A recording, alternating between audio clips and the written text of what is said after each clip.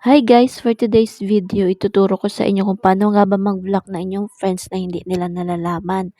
Una, click nyo lang yung Facebook, then search nyo lang sa taas yung pangalan na gusto nyong i-block. Ayan, halimbawa yan, for example. Tapos, click nyo lang yung friends, ganyan yung lalabas, click nyo lang yung friends. Then, ganyan din yung lalabas, yung unfollow, take a break. Dito tayo sa take a break. Then, ganyan yung lalabas. We're here to help if you needed. Then, dito tayo sa scroll nyo lang pababa. May makikita ka dyan na limit what Diana's profile will see. Yan, click nyo lang yan.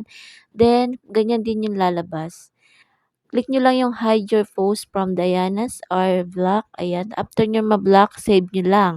Di ko yan ikiklik kasi nga guys, yan yung isa ko pang account. For example lang yan guys. Click nyo lang yung block and unfriend and hide your post from Diana. Then yun na, ganun lang kadali.